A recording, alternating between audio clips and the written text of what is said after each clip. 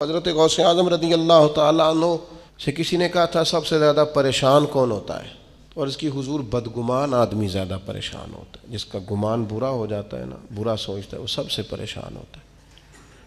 تو پھر لوگوں نے پوچھا حضور بدگمان کون ہوتا ہے؟ تو حضرت غوث اعظم فرمانے لگے بدگمان وہ ہوتا ہے جو برے لوگوں کی صحبت میں بیٹھتا ہے۔ برے لوگوں کی صحبت بندے کے گمان کو برا رکھتی ہے، سوچوں کو۔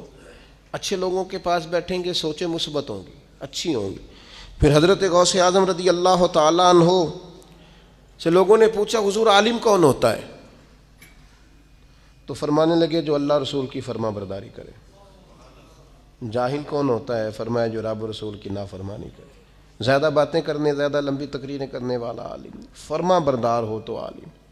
پھر حضرت غوث اعظم رضی اللہ تعالیٰ عنہ سے کسی نے کہا حضور تنگ دستی کس بندے پر آتی ہے؟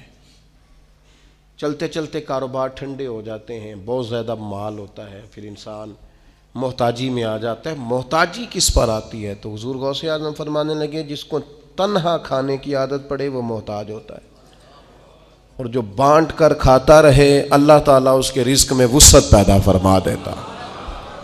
حضرت غوث اعظم رضی اللہ تعالیٰ عنہ سے بہت سارے لوگ آ کے مسئلہ پوچھتے تھے اللہ کیسے راضی ہوگا؟ تو حضور غوث اعظم فرمانے لگے میں نے 50 سال پڑھایا ہے،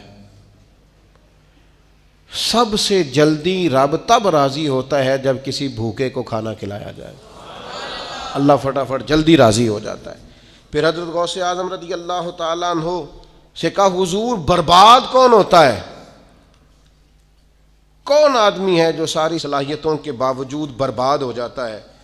تو حضرت غوث اعظم رضی اللہ تعالیٰ عنہ فرمانے لگے جو مداحنت کا شکار ہو، جو سستیاں کرے، آج کر لوں گا، کل کر لوں گا، پرسوں سے شروع کروں گا، بس میں نے ٹھیک ہو جانا ہے۔ فرمایا یہ نہیں ٹھیک ہو سکتا، یہ آہستہ آہستہ تباہی کی طرف جانا ہے۔ دین پہ عمل کرنا ہے تو کل پرسوں کا کیا مانا، آج کیوں نہیں، ابھی سے کیوں نہیں، فوراً کیوں نہیں؟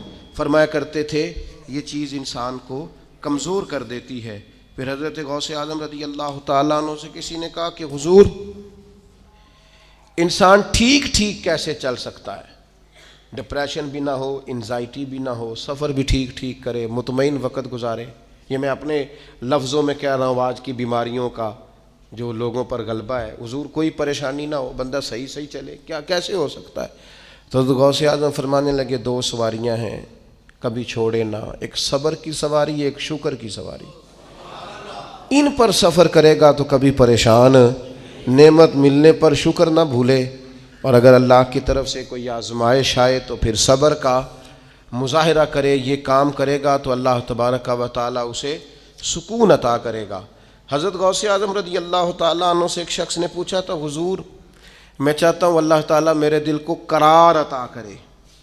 تو بڑی کمال بات ہے، کئی چیزیں پہلے بھی پڑھی تھیں لیکن یہ میں نے پہلی دفعہ پڑھا الفتح الربانی سے۔ حضور کون سی چیز ہے جو دل کو پورا سکون دے؟ تو حضرت غوث اعظم فرمانے لگے اپنے ذاتی دشمنوں کے لیے ہدایت کی دعا مانگا کر، اللہ تیرے دل کو سکون عطا فرمائے گا۔